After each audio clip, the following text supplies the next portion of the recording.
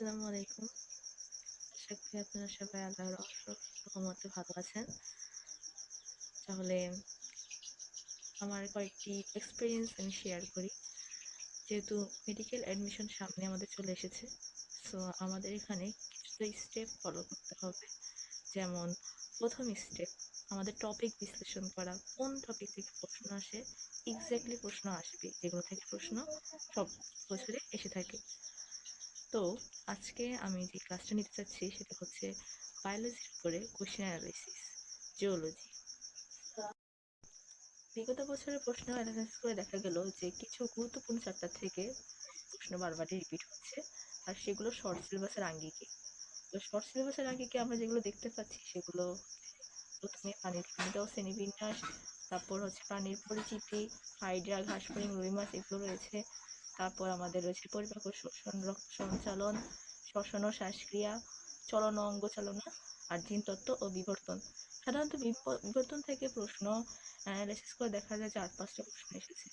জিনতত্ত্বটা আমাদের most important. তো আসলে শুরু করি, কোন কোন অধ্যায় থেকে কি কি পড়া লাগবে, কি পড়া লাগবে না। তো আমার কাছে এখানে উন্মেষের মেডিকেল মাস্টার প্রশ্ন ব্যাংকটা আছে। তোমরা চাইলে যে কোনো মাস্টার ব্যাংক থেকেই যদি কোশ্চেন অ্যানালাইসিস করো তাহলে দেখতে পাবে প্রাণীর বিভিন্নতা ও শ্রেণীবিন্যাস থেকে কি প্রশ্ন এসেছে। প্রাণীর বিভিন্নতা ও শ্রেণীবিন্যাস থেকে গত বছরগুলোতে যেগুলো প্রশ্ন এসেছে সেগুলো দেখা যাবে। আমাদের এখন টার্গেট হচ্ছে 10টা ইয়ারের কোশ্চেন অ্যানালাইসিস করে পড়া। তো 10টা ইয়ারের কোশ্চেন অ্যানালাইসিস করে দেখা যাচ্ছে যে সিলোম সিলোম থেকে প্রশ্ন আসছে, প্রতিসাম্যতা থেকে প্রশ্ন আসছে। তার মানে আমাদের ইম্পর্টেন্টটা হচ্ছে প্রথম টপিকই হচ্ছে সিলোম শেষ করা আর প্রতিসাম্যতা শেষ করা।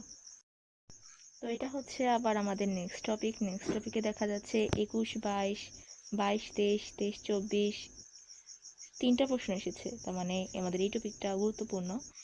তো এখান থেকে দেখা যাচ্ছে কেঁচো কোন অঙ্গের সাহায্যে শ্বাস প্রশ্বাস নেয়, কেঁচো কোন পর্বে, কেঁচো অবশ্যই আমাদের নেমাটোডা পর্বের। তারপরে মলাস্কা থেকে আসছে, অরীয় প্রতিসম জেলিফিশ থেকে আসছে, এটা প্রতিসম্যটা থেকে এসেছে। আমি আগে বলেছিলাম যে প্রতিসম্যটা ইম্পর্টেন্ট।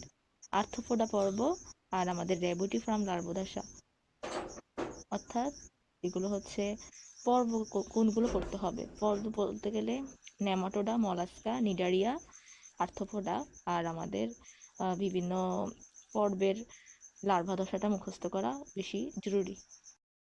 এই চ্যাপ্টারের আরো কিছু প্রশ্নের আমরা অ্যানালাইসিস করে দেখতে পেলাম যে এখানে